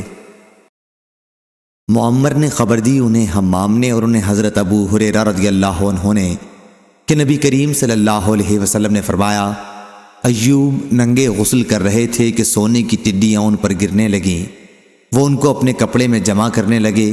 ان کے پروردگار نے ان کو پکارا کہ اے ایوب، جو کچھ تم دیکھ رہے ہو سونے کی ٹڈیاں، کیا میں نے تمہیں اس سے بے پرواہ نہیں کر دیا ہے؟ انہوں نے عرض کیا کہ صحیح ہے اے رب العزت، لیکن تیری برکت سے میں کس طرح بے پرواہ ہو سکتا ہوں؟ صحیح بخاری حدیث نمبر 3391۔ عقیل نے بیان کیا، ان سے ابن شہاب نے، انہوں نے عروہ بن زبیر سے سنا، انہوں نے بیان کیا کہ حضرت عائشہ رضی اللہ عنہا نے کہا، پھر نبی کریم صلی اللہ علیہ وسلم غار حرا سے ام المومنین حضرت خدیجہ رضی اللہ عنہا کے پاس لوٹ آئے تو آپ کا دل دھڑک رہا تھا۔ حضرت خدیجہ رضی اللہ عنہا آپ کو ورقہ بن نوفل کے پاس لے گئیں، وہ نصرانی ہو گئے تھے اور انجیل کو عربی میں پڑھتے تھے۔ ورقہ نے پوچھا کہ آپ کیا دیکھتے ہیں؟ آپ نے انہیں بتایا تو انہوں نے کہا کہ یہی ہیں وہ ناموس جنہیں اللہ تعالیٰ نے موسیٰ علیہ السلام کے پاس بھیجا تھا، اور اگر میں تمہارے زمانے تک زندہ رہا تو میں تمہاری پوری مدد کروں گا۔ ناموس محرم راز کو کہتے ہیں، جو ایسے راز سے بھی آگاہ ہو جو آدمی دوسروں سے چھپائے۔ صحیح بخاری حدیث نمبر 3392۔ قتادہ نے بیان کیا، ان سے انس بن مالک رضی اللہ عنہ نے اور ان سے حضرت مالک بن صعصع رضی اللہ عنہ نے کہ رسول اللہ صلی اللہ علیہ وسلم نے ان سے اس رات کے متعلق بیان کیا جس میں آپ کو معراج ہوا، کہ جب آپ 5ویں آسمان پر تشریف لے گئے تو وہاں ہارون علیہ السلام ملے۔ جبریل علیہ السلام نے بتایا کہ یہ ہارون علیہ السلام ہیں، انہیں سلام کیجئے۔ میں نے سلام کیا تو انہوں نے جواب دیتے ہوئے فرمایا، خوش آمدید صالح بھائی اور صالح نبی۔ اس حدیث کو قتادہ کے ساتھ ثابت بنانی اور عباد بن ابی علی نے بھی انس رضی اللہ عنہ سے، انہوں نے حضرت صلی اللہ علیہ وسلم سے روایت کیا ہے۔ صحیح بخاری حدیث نمبر 3393۔ معمر نے خبر دی، انہیں زہری نے، انہیں سعید بن مسیب نے اور ان سے حضرت ابو ہریرہ رضی اللہ عنہ نے بیان کیا کہ رسول اللہ صلی اللہ علیہ وسلم نے اس رات کی کیفیت بیان کی جس میں آپ کو معراج ہوا، کہ میں نے موسیٰ علیہ السلام کو دیکھا کہ وہ ایک دبلے پتلے سیدھے بالوں والے آدمی ہیں، ایسا معلوم ہوتا تھا کہ قبیلہ شنوح میں سے ہوں، اور میں نے عیسیٰ علیہ السلام کو بھی دیکھا، وہ میانہ قد اور نہایت سرخ و سفید رنگ والے تھے، ایسے تر و تازہ اور پاک و صاف کہ معلوم ہوتا تھا کہ ابھی غسل خانے سے نکلے ہیں، اور میں ابراہیم علیہ السلام سے ان کی اولاد میں سب سے زیادہ مشابہ ہوں۔ پھر 2 برتن میرے سامنے لائے گئے، ایک میں دودھ تھا اور دوسرے میں شراب تھی، جبریل علیہ السلام نے کہا کہ دونوں چیزوں میں سے آپ کا جو جی چاہے پیجیے۔ میں نے دودھ کا پیالہ اپنے ہاتھ میں لے لیا اور اسے پی گیا۔ مجھ سے کہا گیا کہ آپ نے فطرت کو اختیار کیا۔ دودھ آدمی کی پیدائشی غذا ہے، اگر اس کے بجائے آپ نے شراب پی ہوتی تو آپ کی امت گمراہ ہو جاتی۔ صحیح بخاری حدیث نمبر 3394۔ ابو العالیہ نے بیان کیا اور ان سے تمہارے نبی کے چچا زاد بھائی یعنی حضرت ابن عباس رضی اللہ عنہ نے بیان کیا کہ نبی کریم صلی اللہ علیہ وسلم نے فرمایا، کسی شخص کو یوں نہ کہنا چاہیے کہ میں یونس بن متی سے بہتر ہوں۔ حضور صلی اللہ علیہ وسلم نے ان کا نام ان کے والد کی طرف منسوب کر کے لیا۔ صحیح بخاری حدیث نمبر 3395۔ اور حضور صلی اللہ علیہ وسلم نے شب معراج کا ذکر کرتے ہوئے فرمایا کہ موسیٰ علیہ السلام گندم گوں اور دراز قد تھے، ایسا معلوم ہوتا تھا جیسے قبیلہ شنوح کے کوئی صاحب ہوں، اور فرمایا کہ عیسیٰ علیہ السلام گھنگریالے بال والے اور میانہ قد کے تھے، اور حضور صلی اللہ علیہ وسلم نے داروغہ جہنم مالک کا بھی ذکر فرمایا اور دجال کا بھی۔ صحیح بخاری حدیث نمبر 3396۔ ایوب سختیانی نے بیان کیا، ان سے سعید بن جبیر کے صاحبزادے عبداللہ نے اپنے والد سے اور ان سے ابن عباس رضی اللہ عنہ نے کہ جب نبی کریم صلی اللہ علیہ وسلم مدینہ تشریف لائے تو وہاں کے لوگ ایک دن یعنی عاشورہ کے دن روزہ رکھتے تھے۔ ان لوگوں یہودیوں نے بتایا کہ یہ بڑی عظمت والا دن ہے، اسی دن اللہ تعالیٰ نے موسیٰ علیہ السلام کو نجات دی تھی اور آل فرعون کو غرق کیا تھا۔ اس کے شکر میں موسیٰ علیہ السلام نے اس دن کا روزہ رکھا تھا۔ حضور صلی اللہ علیہ وسلم نے فرمایا کہ میں موسیٰ علیہ السلام کا ان سے زیادہ قریب ہوں، چنانچہ آپ نے خود بھی اس دن کا روزہ رکھنا شروع کیا اور صحابہ کو بھی اس کا حکم فرمایا۔ صحیح بخاری حدیث نمبر 3397۔ محمد بن یوسف بیکندی نے بیان کیا، کہا ہم سے سفیان بن عینہ نے، ان سے عمرو بن یحییٰ نے، ان سے ان کے والد یحییٰ بن عمارہ نے، اور ان سے ابو سعید خدری رضی اللہ عنہ نے کہ نبی کریم صلی اللہ علیہ وسلم نے فرمایا، قیامت کے دن سب لوگ بے ہوش ہو جائیں گے، پھر سب سے پہلے میں ہوش میں آؤں گا اور دیکھوں گا کہ موسیٰ عرش کے پایوں میں سے ایک پایا تھامے ہوئے ہیں، کہ وہ مجھ سے پہلے ہوش میں آ گئے ہوں گے یا بے ہوش ہی نہیں کیے گئے ہوں گے، بلکہ انہیں کوہ طور کی بے ہوشی کا بدلہ ملا ہوگا۔ صحیح بخاری حدیث نمبر 3398۔ معمر نے خبر دی، انہیں حمام نے اور ان سے ابو ہریرہ رضی اللہ عنہ نے بیان کیا کہ نبی کریم صلی اللہ علیہ وسلم نے فرمایا، اگر بنی اسرائیل نہ ہوتے، سلوہ کا گوشت جمع کر کے نہ رکھتے تو گوشت کبھی نہ سڑتا، اور اگر حوا نہ ہوتی یعنی حضرت آدم علیہ السلام سے دغا نہ کرتی تو کوئی عورت اپنے شوہر کی خیانت کبھی نہ کرتی۔ صحیح بخاری حدیث نمبر 3399۔ عبید اللہ بن عبداللہ نے خبر دی اور انہیں حضرت ابن عباس رضی اللہ عنہ نے کہ حر بن قیس فزاری رضی اللہ عنہ سے صاحب موسیٰ علیہ السلام کے بارے میں ان کا اختلاف ہوا۔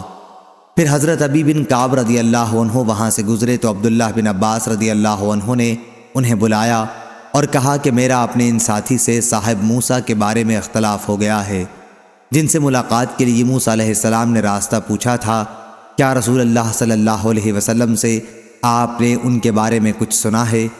انہوں نے فرمایا کہ جی ہاں، میں نے حضور صلی اللہ علیہ وسلم کو یہ فرماتے سنا تھا کہ موسیٰ علیہ السلام بنی اسرائیل کی ایک جماعت میں تشریف رکھتے تھے کہ ایک شخص نے ان سے پوچھا، کیا آپ کسی ایسے شخص کو جانتے ہیں جو اس تمام زمین پر آپ سے زیادہ علم رکھنے والا ہو؟